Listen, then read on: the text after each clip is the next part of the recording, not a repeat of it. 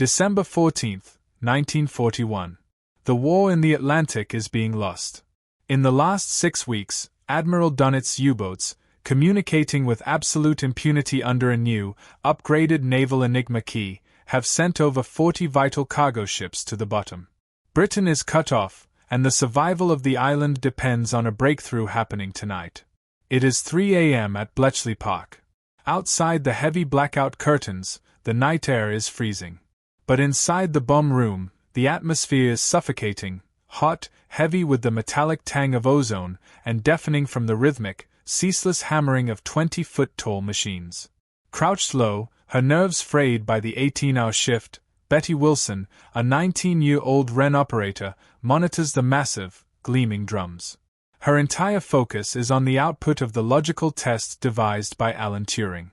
Her hand hovers over the panel, ready to shut down the machine the moment the process concludes. The machine is systematically crushing trillions of Enigma combinations per second.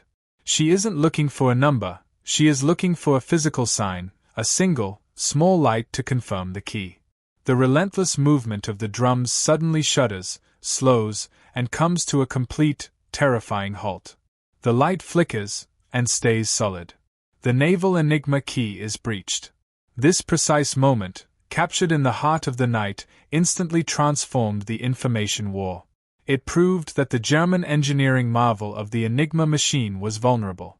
The ultimate threat in this war of cipher machines was not the metal, but the absolute illusion of security the German command had built around it. The Nazi High Command was certain. They believed the Enigma machine granted them an absolute shield, a digital fortress that was mathematically impenetrable. They relied on this certainty for every military maneuver. But to defeat the machine, the Allies first had to understand the core mechanics of the shield itself. The remarkable story of the Enigma machine begins far removed from the battlefields of Europe, tracing back to the early 1920s. It was the brainchild of German engineer Arthur Skerbius, who envisioned it not as a tool of war, but as a revolutionary commercial cipher device. Imagine an era dominated by simple codebooks and manual substitutions. The Enigma, an electro-mechanical marvel, promised a new epoch of absolute privacy for banks, businesses, and diplomatic correspondence. This seemingly innocent, pre-war origin only served to cloak its true destructive potential, laying the essential but unassuming groundwork for the most formidable cipher system of the coming conflict. When the German military, specifically the Wehrmacht and later the Kriegsmarine, adopted the Enigma, they didn't just accept the commercial design, they militarized it. The single most significant and strategically cunning upgrade was the addition of the plugboard, or steckerbrett. This front-facing panel, crisscrossed with thick electrical cables, allowed operators to manually swap pairs of letters before the current ever entered the complex rotor system. This seemingly small alteration vastly increased the machine's cryptographic randomness, fundamentally elevating its security from a robust commercial product to a seemingly unbreakable military weapon. The sheer magnitude of the combinations created by the Enigma was the source of the German High Command's fatal overconfidence. Cryptographers estimated that the German military Enigma had around 1.6 times 10 to the power of 20 possible settings. This is roughly 159 quintillion combinations. The calculation includes the rotor selection, the rotor positions, the ring settings, and the plugboard connections. The number was so large that the Germans believed the machine was unbreakable. This number was presented to German commanders as proof of the code's invincibility, confirming their belief that any Allied attempt at decryption would be nothing more than a hopeless expenditure of time and resources. The genius and complexity of the Enigma were physically housed within its core components, the rotors. These were 3 interchangeable disks, later 4 in naval models, that contained intricate internal wiring that scrambled the electrical signal. The operator would type a letter, and the signal would traverse these scrambled pathways. Crucially, after each letter was typed, the rightmost rotor would mechanically advance 1 step, altering the entire wiring path for the next letter. This continuous, automatic, and mechanical change ensured that no 2 letters were ever encrypted in the same way, creating a chaotic and seemingly random pattern that defeated all conventional attempts at code breaking. Ironically, The key to the Enigma's destruction lay in one of its fundamental design choices, implemented for operator convenience. The design included the reflector, which bounced the signal back through the rotors. While ensuring that encryption was reciprocal, if A encrypts to D, then D must encrypt to A, it introduced the profound logical vulnerability: a letter could never be encrypted as itself. This subtle, single flaw was a logical constant that, when combined with the immense computational power of the bomb, became the critical chink in the German armor. The German command understood that even the smallest deviation in protocol could be catastrophic. To combat this, they implemented a rigid system of operating procedures that were as vital as the machine itself. Operators strictly followed a schedule for exchanging codebooks, dictating precise rotor order, ring settings, and the complex daily configuration of the plugboard. This ritual ensured that the Allies, even if they intercepted a massive volume of traffic, would face a complete cryptographic reset every morning. This relentless, cyclical change was the operational cornerstone of the Enigma's defense, forcing the Bletchley Park team into a constant, desperate race against the clock. In the initial years of the conflict, the darkest hours for the Allied forces, the Enigma provided the German war machine with a literal shield of secure communication. German victories across Poland, the swift fall of France, and the devastating efficiency of the Blitzkrieg were all predicated on the ability to transmit orders and coordinate strategy without fear of interception. The Allies were fighting blind, reacting to events already concluded. This early, devastating success provided tangible proof of the terrifying strategic advantage granted by the Enigma's perceived absolute security. The most existential threat posed by the Enigma was found beneath the waves of the Atlantic. The U-boat fleet, commanded by Admiral Karl Dönitz, relied on the most heavily modified and secure version, the M4, or Shark Enigma. This version added a critical fourth rotor, exponentially increasing the number of combinations. When the Germans introduced this upgrade in 1942, it plunged the Atlantic into a second blackout, rendering all previous Allied decryption techniques useless and pushing Britain to the very brink of starvation. Ironically, the ultimate Achilles heel of the Enigma was not a flaw in its mechanics, but in the human factor. Despite stringent protocols, fatigue, complacency, or urgency often led to operator error. Mistakes like using identical message headers, failing to fully change the settings, or, most critically, typing highly predictable phrases like weather report or the standard Heil Hitler, provided the Bletchley Park codebreakers with the essential, fragile key. These predictable fragments of text became the invaluable cribs that the codebreakers needed to begin their attack.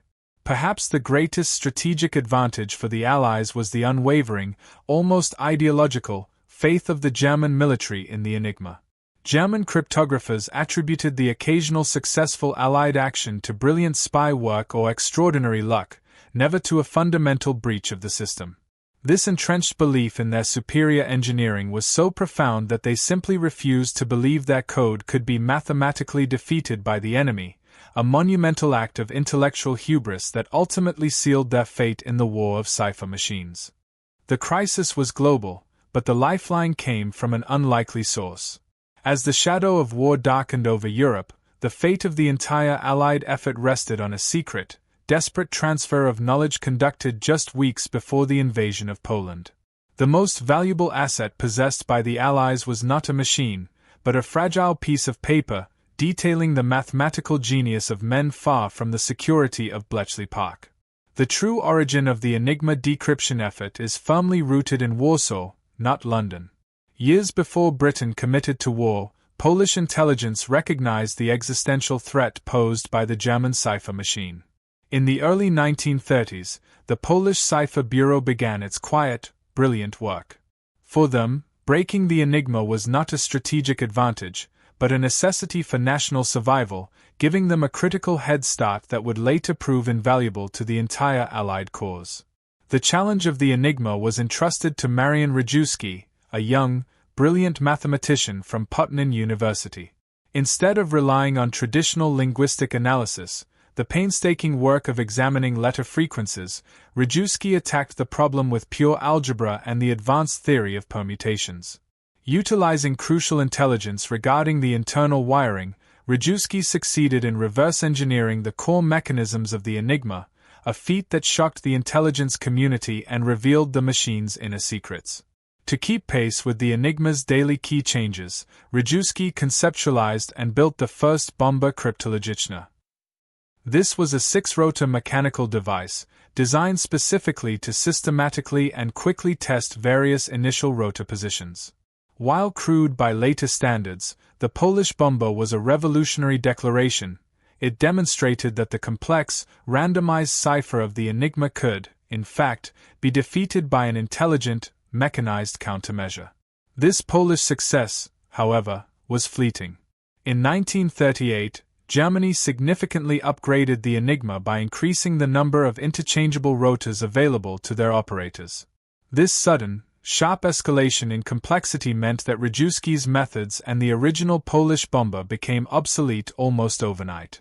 The Germans had successfully moved the goalposts, forcing the Polish team to a standstill and signaling the depth of the cryptographic crisis now facing all of Europe.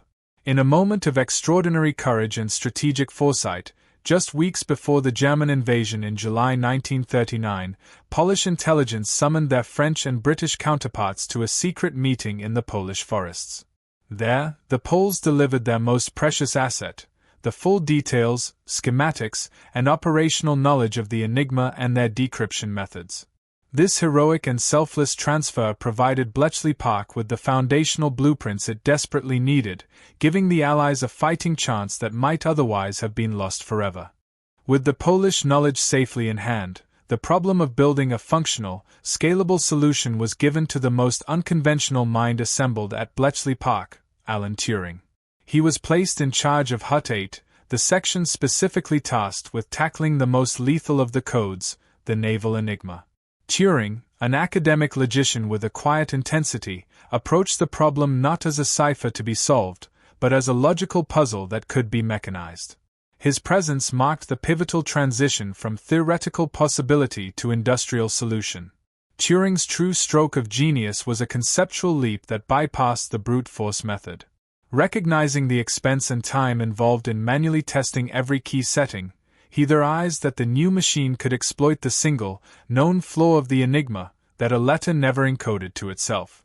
He envisioned a machine that would run simultaneous logical contradiction tests, allowing it to instantly eliminate millions of impossible settings, thus drastically reducing the search space to a manageable few. Turing formalized and refined the use of cribs. He realized that if a codebreaker could make an intelligent guess about a predictable phrase within a message, whether it was keine besonderen Vorkommnisse, nothing to report, or a routine weather announcement, that phrase could be aligned with the ciphertext. This crib then provided the logical anchor point necessary to design the tests that the new bomb would use to hunt for the daily key settings. The heart of the new decryption process was the menu. This was the intricate, unique wiring diagram that cryptographers created daily based on the latest intercepted traffic and their best guess for a crib. The menu was a schematic that showed exactly how the bomb needed to be physically wired for that specific day, essentially becoming the software for the massive machine. It transformed the daily problem into a concrete, solvable, mechanical task. Turing's theoretical designs were then put into the hands of engineer Harold Keen and the British Tabulating Machine Company. Keen took Turing's diagrams and translated them into the copper, brass, and electrical components of the first working British bomb.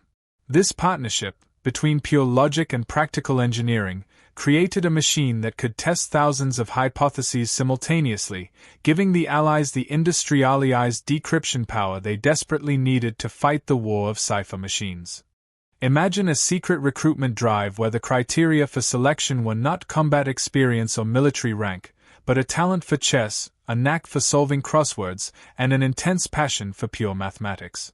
This was the bizarre, brilliant reality of Bletchley Park, a quiet Victorian estate that became a factory of unconventional genius, where the fate of the war was decided by quiet minds and a paralyzing vow of silence. Bletchley Park was chosen for its distinct advantages.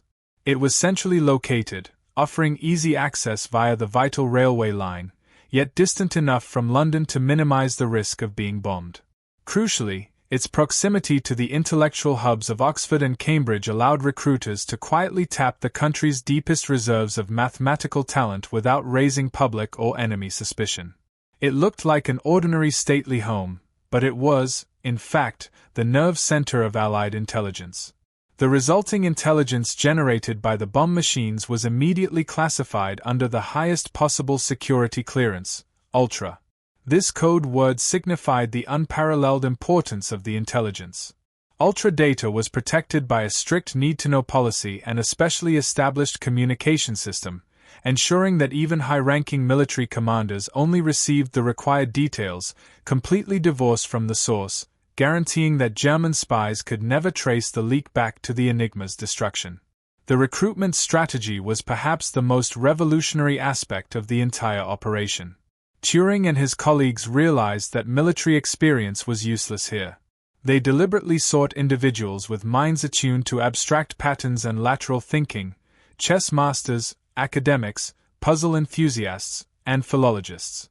This diverse collection of unconventional talent, working outside the rigid military hierarchy, was the creative fuel needed to break the impossible code. While the male mathematicians conceptualized the bomb, the women operators made the daily production of intelligence possible. The vast majority of the bomb operators were women from the WRNS, Women's Royal Naval Service. They performed the highly detailed, repetitive, and physically demanding work of operating, wiring, and maintaining the colossal bomb machines, working in shifts around the clock, a crucial, relentless contribution that was overlooked for decades. The rigid culture of Bletchley Park was governed by the terrifying grip of the Official Secrets Act. Most employees only knew their specific, compartmentalized task. The vast majority had absolutely no idea what the final product was or that they were, in fact, reading Hitler's most secret mail. This absolute compartmentalization, though isolating for the workers, was the ultimate defense mechanism against espionage. To maintain the required level of security and efficiency, Bletchley Park was organized into a series of highly specialized huts. This system ensured strict compartmentalization. For instance, Hut 8 dealt exclusively with naval Enigma, while Hut 6 focused on the Army and Air Force codes. This organizational rigor meant that if one area was compromised, the entire system would not collapse, effectively protecting the highest value asset, the overall method of decryption. Speed was, perhaps, the single most critical factor in the entire operation. Since the German key changed daily, any decoded intelligence had to be analyzed, packaged, and transmitted to commanders in the field in less than 24 hours. A delay of just a few hours could render a message useless. This extreme time pressure meant that every stage of the process, from receiving the intercept to translating the final message, operated on a constant, frantic deadline. The work schedule at Bletchley Park was relentless. Teams worked in strict, round-the-clock shifts, year-round, fueled by the stark reality that every successful crack meant ships saved and every failed attempt meant lives lost. The noise of the bomb machines, combined with the perpetual cycling of staff, created an environment of intense, sustained pressure that never eased until the final day of the war. Once a message was cracked, the raw German text flowed through a critical pipeline. It was first analyzed by specialized linguists, then summarized by intelligence officers who focused on military meaning, and finally packaged into concise reports. This process transformed raw, technical decryption into strategic, actionable orders for military commanders like Eisenhower and Montgomery. As the war progressed, Germany introduced the even more complex Lorenz cipher for high-level strategic communication. This necessitated a new countermeasure, pushing Bletchley Park beyond electro-mechanical limits. This need led to the development of Colossus, the world's first electronic, programmable digital computer, conceived and built in Bletchley Park, marking the secret dawn of the entire modern computing age. The bomb was not a graceful machine, it was a terrifying counterweapon, brutal, noisy, and absolutely essential. Every stop, every click, and every metallic groan of its revolving drums carried the weight of the entire war. This is the story of how the pure logic of Alan Turing was translated into the terrifying, life-saving reality of ultra-intelligence, and how the machine delivered victory in the most critical hours. The physical presence of the bombe was immense.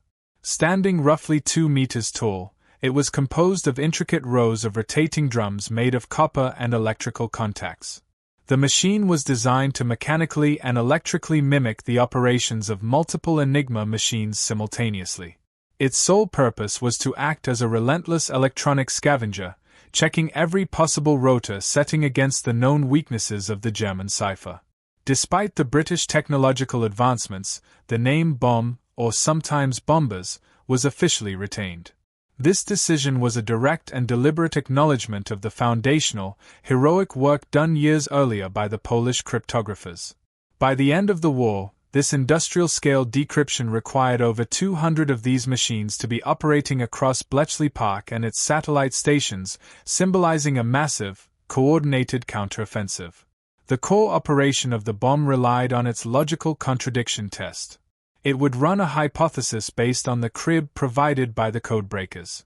If, under a certain rotor setting, the machine discovered a logical impossibility, such as a letter encrypting to itself, which the Enigma's reflectors strictly forbade, the bombe instantly cut the power to that circuit, eliminating millions of incorrect possibilities in a fraction of a second. The ultimate goal of the bombe's frenetic activity was to find a stop, a moment when the machine halted its relentless spinning because it found a potential rotor setting that passed the logical test without any contradiction. This critical stop reduced the search space from trillions to a handful of plausible solutions, which were then manually checked by the Wren operators to determine the single, true key of the day. The most impactful achievement of the bombe was the systematic decryption of the naval Enigma, including the 4-rotor M4, or shark cipher. This ultra-intelligence allowed the Admiralty to plot the precise, real-time location and cruising directions of U-boat wolf packs. This information was the single most crucial factor in guiding vital Allied convoys around the German threat, transforming the Battle of the Atlantic from a losing disaster into a survivable conflict. The possession of ultra-intelligence created an immense ethical and strategic dilemma for Allied commanders, famously encapsulated in the Fisherman's Rule. They possessed foreknowledge of attacks, but they could not react too overtly or too perfectly to the information, or the Germans would immediately realize the source of the leak and change the Enigma's architecture. Sometimes, painful as it was, they were forced to allow minor attacks or losses to succeed, simply to protect the critical decryption capability. The influence of the bombe extended far beyond the Atlantic. Ultra-intelligence provided General Montgomery's desert forces with precise, real-time data regarding General Rommel's supply chains and his vulnerable points. This critical information allowed the Allies to surgically destroy fuel and ammunition convoys vital to the Desert Fox's operations, proving that the silent work of codebreakers could directly undermine command decisions hundreds of miles away. In the meticulous planning for the Normandy landings, Ultra played a decisive, final role.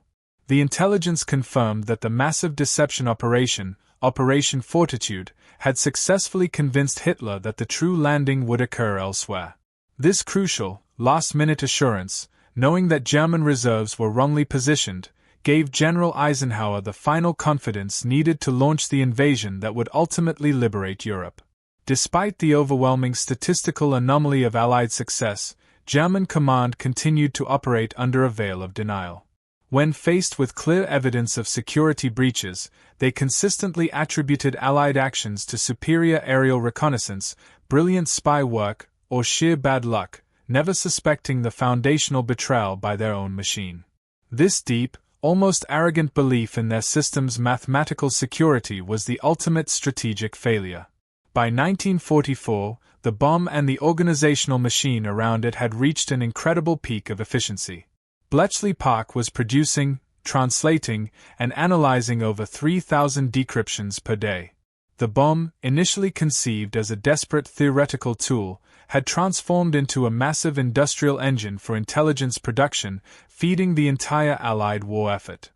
The war was finally over, but for the heroes of Bletchley Park, the silence had just begun. The greatest secret of the 20th century was swiftly buried, not by the enemy, but by the Allies themselves. We now examine the tragic destruction of the machines, the mandatory 50-year vow of silence, and the immense, personal price paid by its brilliant architects.